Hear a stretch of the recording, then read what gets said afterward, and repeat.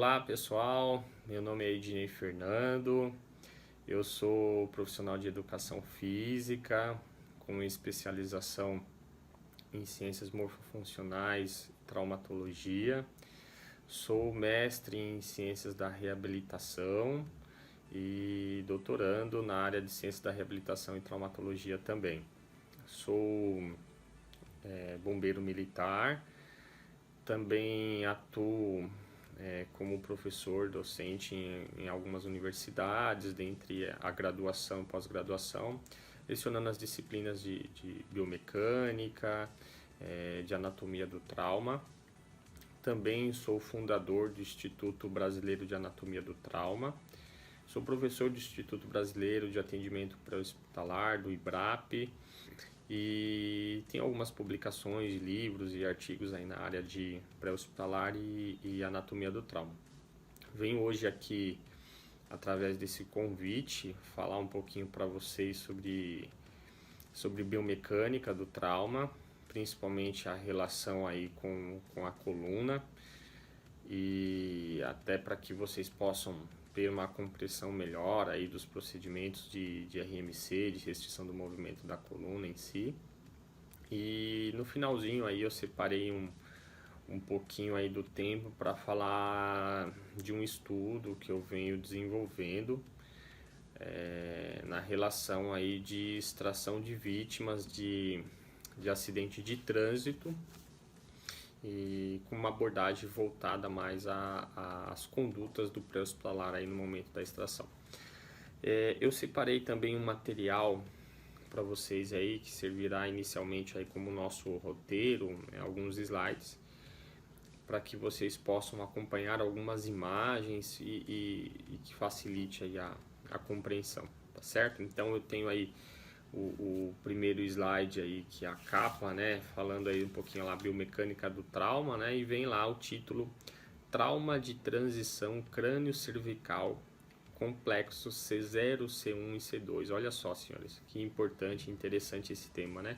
Por vezes um tema pouco abordado, por vezes um tema que fica muito oculto nos treinamentos de pré-hospitalar. Veja que vocês vão perceber que ele é um tema que tem uma relação muito grande com a parte da cinemática, com a parte da biomecânica do trauma, e que poucas das vezes a gente comenta. Nós vamos ver que tem algumas lesões que elas são mais raras de acontecer, porém outras estão ligadas a um alto índice de mortalidade no trauma. Então é bacana que vocês compreendam bem essa dinâmica aqui, entendam um pouquinho, por isso que eu escolhi o tema, por ter uma alta relevância, principalmente na interpretação de quem trabalha com emergência, de quem trabalha com trauma, de quem trabalha com pré-hospitalar, precisa compreender e entender melhor esse assunto, tá certo? Então vamos lá. O segundo slide aí que eu coloquei, que vocês podem estar acompanhando aí, é basicamente uma anatomia da região cervical. Ou seja, hoje nós vamos falar mais de cervical alta, né? Então aqui a gente consegue ver uma das imagens aí, tem a cervical 1, a C1 e a C2. E logo nas imagens acima nós percebemos uma quantidade de tecido mole ligamentar que o complexo C0, C1, C2 encontra, ou seja, a cervical alta tem. E é muito comum em estudos pré-hospitalar, de estudo do trauma, na parte da biomecânica, se falar muito de lesões ósseas, lesões vasculares, lesões medulares, e pouco se fala das lesões ligamentares, que é uma das estruturas que existe em grande quantidade nessas regiões da coluna, principalmente na região cervical. E então nós temos bastante, por sinal, bastante lesões que geram instabilidade da cervical, né, geram instabilidade da coluna, que são lesões ligamentares, e que por vezes lesões essas que podem gerar alta estatística de mortalidade. Então por isso é muito importante falar e reforçar esse assunto aí. Então nós estamos vendo então lá na parte óssea da C1 e a C2, né? O formato aí da C1 faz com que lesões ósseas de C1 tenham, tenham baixo déficit neurológico, porque quando ocorre lesões geralmente de C1, são lesões que acabam fragmentando, fazendo uma explosão que nós chamamos de explosão externa, leva toda essa estrutura óssea para fora, evitando o que comprimir ou lesionar a própria medula que ali passa. Então, o próprio formato anatômico da C1 ele contribui de forma a absorver energia, e o seu movimento ele acaba ocorrendo de uma forma muito positiva, que evita um déficit neurológico nessa região. Então, lesões ósseas de C1 raramente estão vinculadas a déficits neurológicos, isso é importante saber, tá?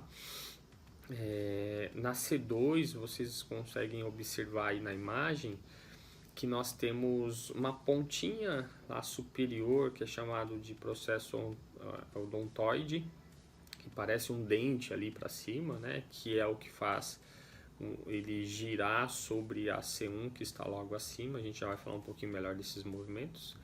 Nas imagens acima a gente vê uma grande quantidade aí de ligamentos, né? Ligamentos que fazem comunicação entre C0, C1, C2 e assim sucessivamente. E eu coloquei alguns nomes aí dos principais ligamentos e que estão relacionados à parte de biomecânica e trauma, né? Então nós temos lá o primeiro, que é o ligamento cruciforme.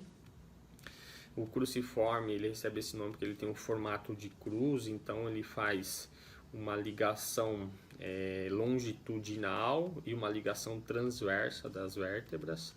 Depois vem os ligamentos alares, que também fazem comunicações de vértebras com vértebras, ligamento apical, o ligamento atlantoaxial acessório, e nós temos os ligamentos capsulares, que fazem proteção das cápsulas, né?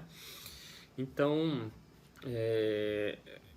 esses ligamentos eles têm uma relação direta com a movimentação e a biomecânica da nossa coluna, né? Então vamos lá, o ligamento cruciforme na sua posição longitudinal, nesse eixo longitudinal, ele evita um movimento que nós chamamos de movimento de distração, tá? Que seria o quê? Um movimento de arrancar a cabeça da cervical, de separar a cabeça da cervical. Então esse movimento nós chamamos de movimento de distração. E esse ligamento, o cruciforme, no seu eixo aí longitudinal, ele tem essa proposta de evitar essa distração, essa separação. E a porção transversa desse ligamento, ele tem o objetivo de evitar a luxação entre C1 e C2. E que, por sinal, as luxações elas são raras de acontecer, porém, quando elas acontecem, elas têm uma alta taxa de mortalidade. Então, a proposta do ligamento cruciforme no eixo transverso é evitar essa luxação. Depois nós temos os ligamentos alares, né? O ligamento alar também ele tem objetivo de evitar distração da cabeça e cervical, e também ele é responsável pelo movimento de rotação, de estabilizar uma rotação excessiva, né? Rotação é esse movimento aqui, ó. Isso aqui é um movimento de rotação. E os ligamentos alares eles têm como objetivo evitar uma rotação excessiva, tá? da nossa cervical.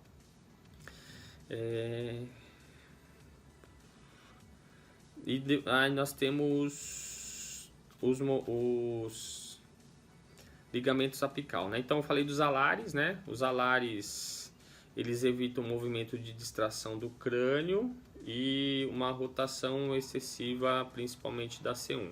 Depois vem o apical.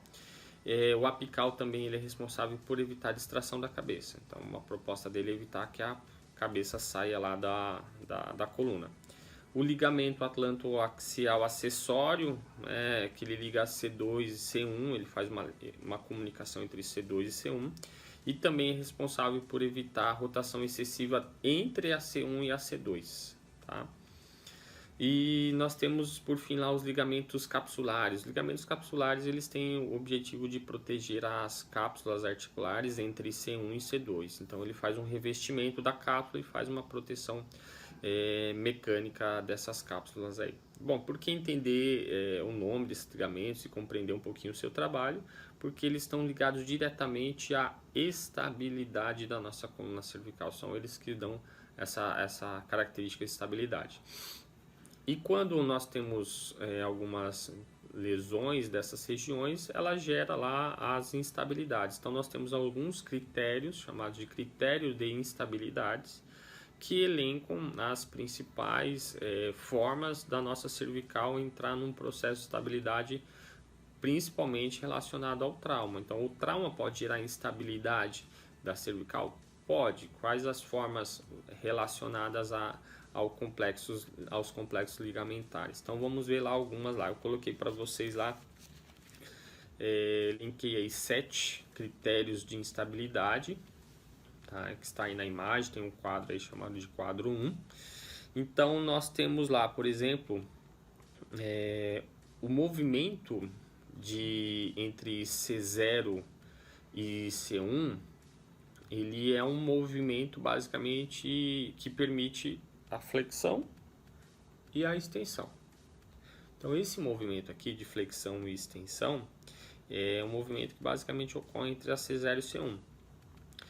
E então, uma vez que eu tenho complexos ligamentares que são lesionados, que estão vinculados a essa atividade, eu perco a estabilidade desse movimento. Da mesma forma que esse movimento de rotação, os ligamentos que estão vinculados a essa atividade, uma vez lesionados, eu perco a estabilidade desse movimento.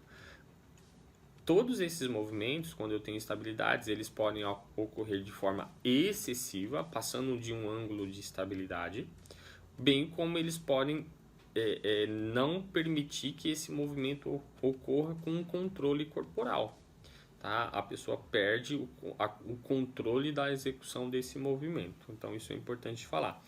Então, por exemplo, lá, ó, deixa eu pegar aqui nosso roteiro. A C1 e a C2,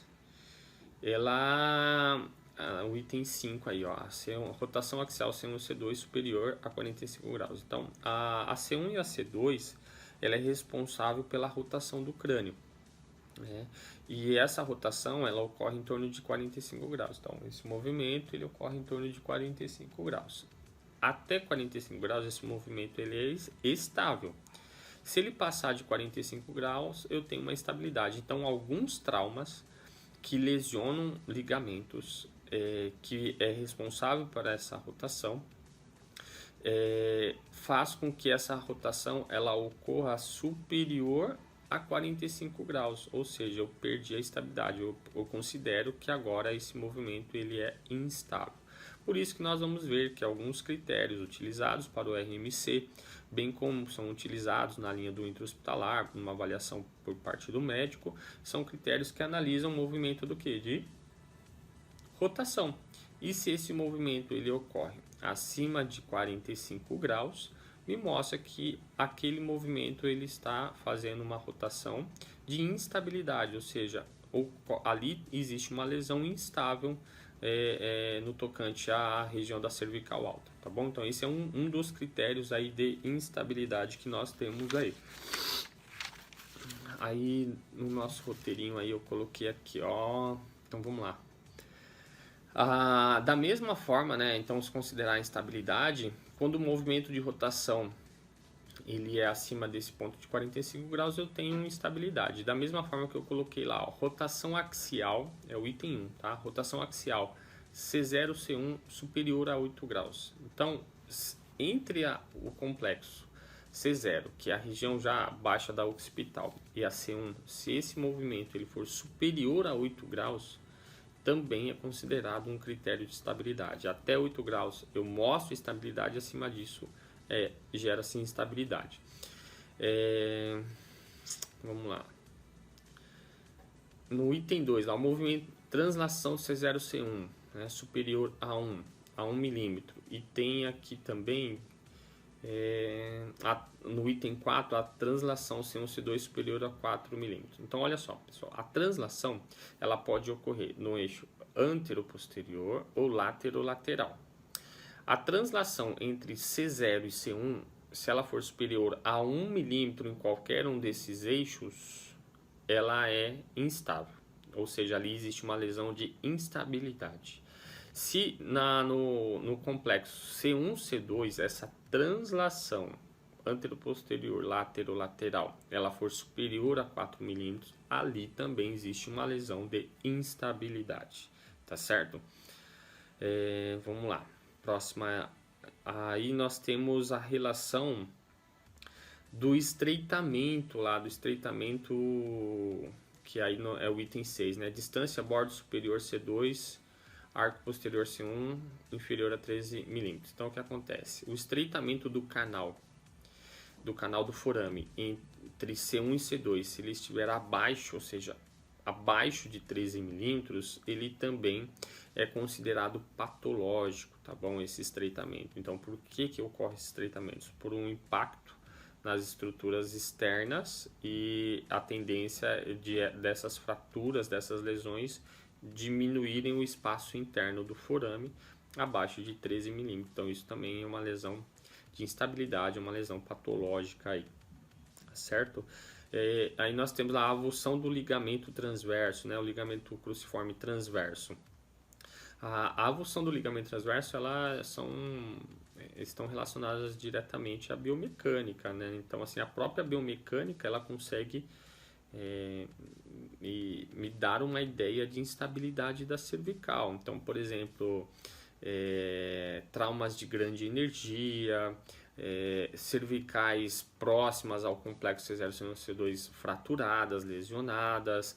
Nós temos pacientes inconscientes provenientes de trauma, lesões de parede posterior de orofaringe. Nós temos também a questão dos traumas causados por movimentos caudal cranial, ou seja, traumas que vêm de baixo para cima, que pegam essa região aqui de baixo para cima da cabeça. Então, por exemplo, um movimento de chicote lá do condutor do veículo ou do passageiro que esteja sem cinto de segurança, no momento que ele é jogado para frente, ele pode bater essa região no volante ou no painel do veículo e pode fazer uma lesão, que nós chamamos de lesão até de distração, né? Tendência de distração, de querer arrancar a cabeça da cervical. Então essas lesões, essas biomecânicas, por vezes geram lesões de avulsão de ligamento transverso, tá certo?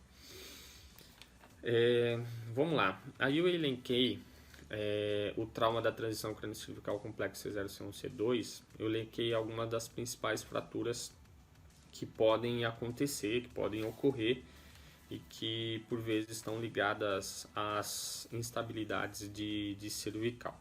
Então nós temos a fratura de côndilo occipital, que é a parte baixa lá da região occipital, que já começa a fazer a comunicação com a C1. Ali existe as regiões dos côndilos, né, que geram o aporte de proximidade da C1. Geralmente essas lesões de côndilo ocorrem por compressão axial e cisalhamento, então, ou seja, impactos no eixo axial, ou seja, eixo vertical, você sofre um impacto ali na cabeça, né?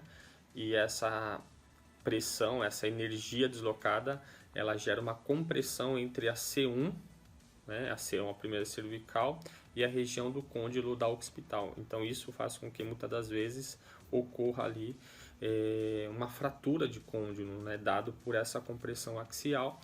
E além disso, essa compressão axial ela gera movimentos laterais.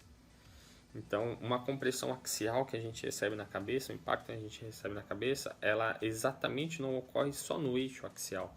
Ela tende a se deslocar para as laterais. E nesse movimento de deslocamento lateral, ela faz, além da compressão axial, ela faz o cisalhamento, o que nós chamamos de cisalhamento, né? Ela corre para os lados, então ela comprime, gera fratura, gera lesão, desloca para o lado, fazendo translação, e ocorre então uma lesão ali que nós chamamos de lesão de compressão axial mais cisalhamento, tá bom?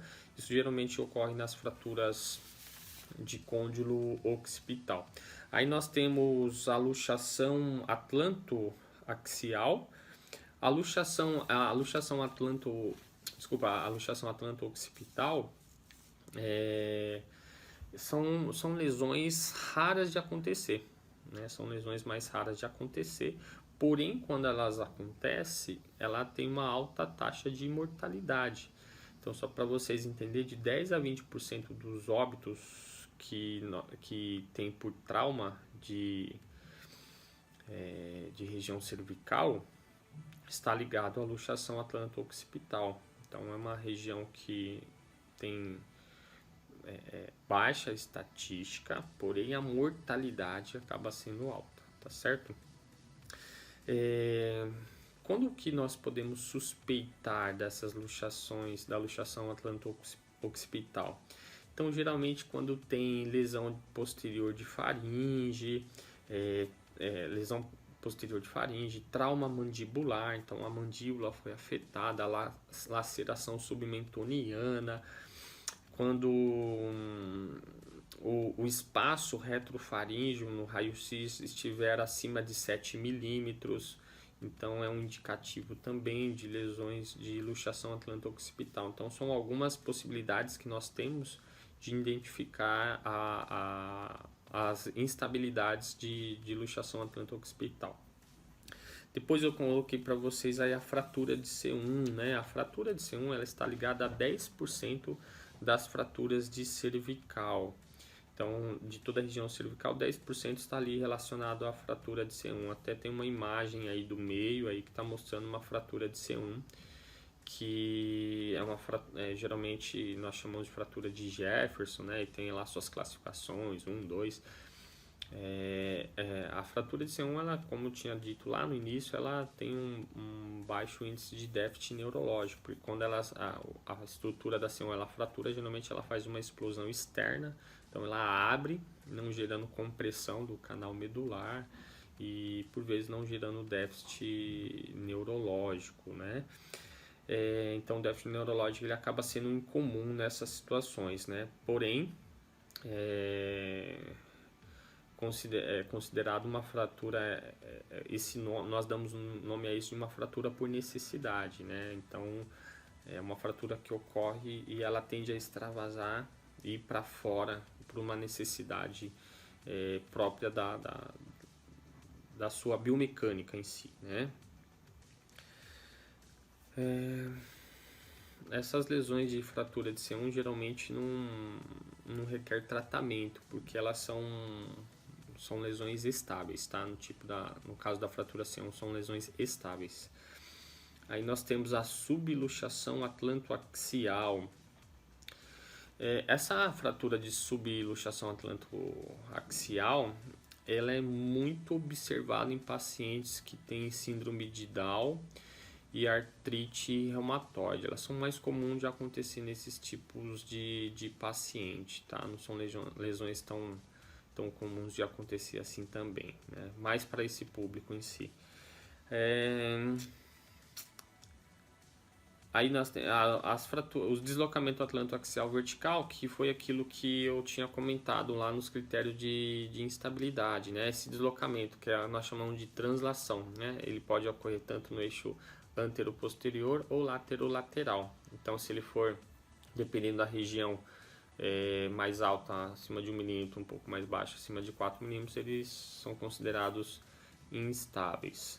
As fraturas de odontoide, né, também ela está ligada também a uma porcentagem de mais ou menos 8 a 10, 11% aí das fraturas cervicais. É a fratura que mais se trata dentro da área da ortopedia, da biomecânica do trauma.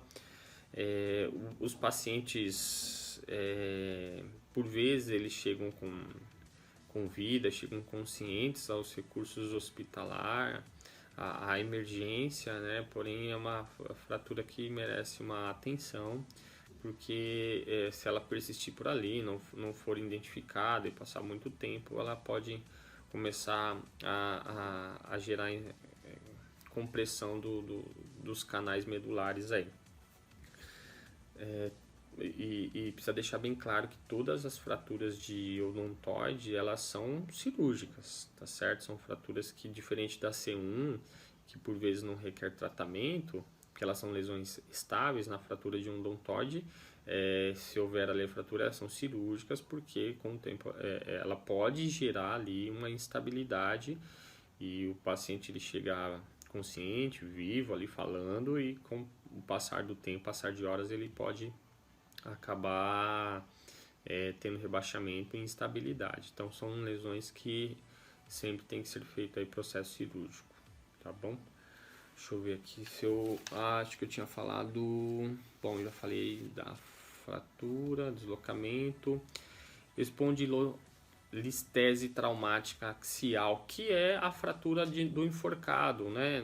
Eu acho que, deixa eu ver aqui, passar um pouquinho, eu coloquei até mais para frente aí um slide, que nós vamos chegar a falar dele, que é a fratura do enforcado, ou que também são aquelas lesões que ocorrem muito em acidente de trânsito, principalmente no passado, quando os veículos não tinham a obrigatoriedade de ter um encosto traseiro aqui para apoiar a cabeça no momento de um movimento de chicote.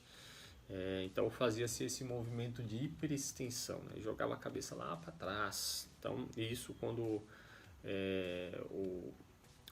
o condutor do veículo, o passageiro, ele está sem cinto, ele pode ser jogado para frente nesse movimento de chicote e voltar bruscamente para trás, né? Esse movimento de chicote, ou que é também a lesão do enforcado, ele faz uma hiperextensão excessiva. E nesse movimento de hiperextensão excessiva pode trazer esse tipo de lesão axial, lesão de axis. Tá? A lesão da espondilolistese traumática axial, do áxice, ele é basicamente 15% das fraturas de região cervical estão ligadas à fratura aí do enforcado, né? Tem uma taxa de mortalidade aí que varia em média de 25% a 40%, então tem até que uma estatística aí considerável, né? Deixa eu ver aqui. Geralmente as pessoas, né, nesse tipo de lesão, fratura do enforcado, os pacientes eles apresentam dor, eles vão se queixar de dor e limitação cervical, né, sem déficit. Então ele não vai ter déficit, ele vai apresentar dor, mas ele tem limitação de movimentos, que isso pode ser identificado através dos critérios ou das avaliações aí. Podem ser feitas no próprio local do pré-hospitalar ou pode ainda ser feita até no intra-hospitalar. Então, a queixa de dor, o déficit de movimento, tá? Mas não ainda déficit, não necessariamente tem déficit neurológico aí presente, né? Esses pacientes, também é interessante comentar que esses pacientes geralmente eles relatam que a cabeça parece que vai cair do corpo. Então tem pacientes até que eles mesmos tentam segurar a cabeça deles, parece que minha cabeça vai cair, sente dor, dificuldade de movimentação, não tem déficit neurológico, ou você percebe também que esses pacientes estão com uma contração da musculatura paravertebral ali, parece que ele está com o torcicolo, tá? Ele está gerando um mecanismo de defesa, ele está fazendo uma defesa contra essa lesão, então ele está ali parecendo, parece que eu estou com torcicolo, estou segurando minha cabeça para não cair. Então isso também é uma forma de identificar em pacientes conscientes essa fratura aí do enforcado, tá certo? Bom, aí eu relacionei alguns slides aí que mostram algumas fraturas para vocês. Então, na sequência aí do trauma transição crânio-cervical, que eu elenquei as fraturas, aí vem um slide que mostra uma fratura de Jefferson em imagem de radiografia na TC, que mostra lá a fratura da C1, né, que é aquela fratura em explosão externa. Então, ela rompeu e ela está se abrindo. Então, por isso que geralmente é muito difícil desses pacientes eles terem déficit neurológico. Aqui mostra uma fratura de odontoide. Na imagem 2 eu estou vendo um pino cirúrgico ali, já é um procedimento cirúrgico, fazendo uma estabilização de odontoide. Então por isso que eu reforcei que toda fratura de odontoide é necessário intervenção cirúrgica. Aqui no próximo slide está mostrando aí um condutor no veículo e que sofreu um movimento lá de chicote, fazendo um mecanismo de hiperextensão excessiva e que basicamente faz lá a fratura do enforcado ou espondilolistese traumática do axis. E geralmente a ideia dessas fraturas, elas lesionam basicamente todos os ligamentos que são responsáveis por evitar o que? Aquela distração, aquele movimento de arrancar a cabeça da cervical. Na outra imagem mostra bem lá a ruptura de ligamentos, né? Então no movimento de chicote, tanto na flexão excessiva, que você tem lesões de ligamentos posteriores, então ligamento interespinhal, fratura vertebral de estruturas ósseas. Quando você faz a hiperextensão, então você pode ter ruptura de ligamentos anteriores, dentre eles o ligamento cruciforme, né, que é o ligamentos anteriores. Então por isso que é importante aí conhecer um pouquinho da anatomia da cervical para entender e compreender melhor esses mecanismos de ligamentos aí. Aí nós temos uma outra imagem, uma tomografia também demonstrando o alargamento do espaço discal da C6 e do espaço entre o processo espinhoso C6 e C7, né? Sugestivo de ruptura de ligamento, ou seja, olha só, então nós temos um distanciamento de vértebras entre uma vértebra e outra. Isso é notório a sugestão de lesão de ligamento, porque quem estabiliza uma vértebra sobre a outra ali, além dos discos, são os ligamentos. Então, se os discos afastaram e as vértebras afastaram, o ligamento também, houve uma ruptura e impediu ali aquela comunicação, certo?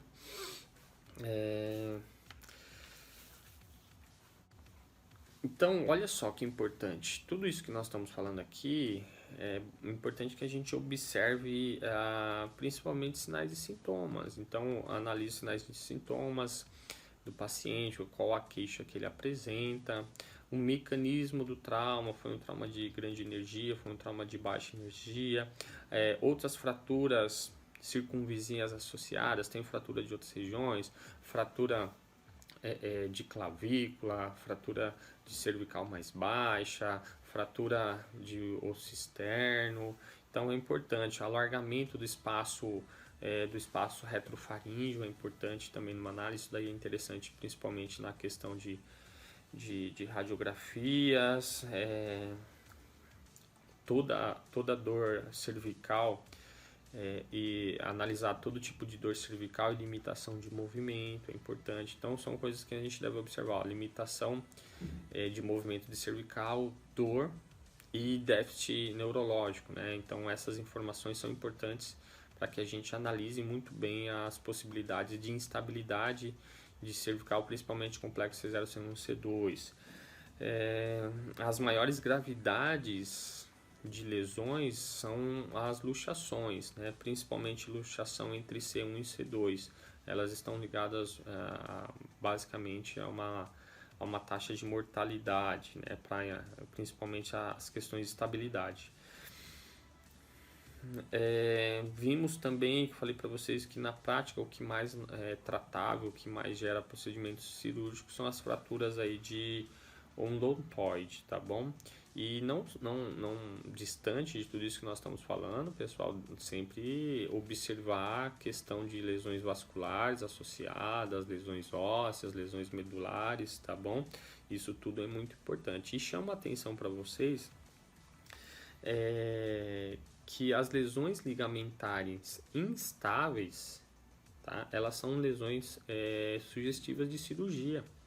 Então, houve lesão ligamentar, há necessidade de fazer cirurgia. Então, por isso que é muito importante que você, profissional de emergência, profissional do APH, do intra, do pré, entenda muito bem isso. Houve lesão ligamentar, necessidade cirúrgica. E se há lesão ligamentar, é importante que o profissional tenha mais conhecimento sobre características de tecido mole que envolvam a nossa coluna, de ligamentos, quais são os ligamentos, o que ele liga.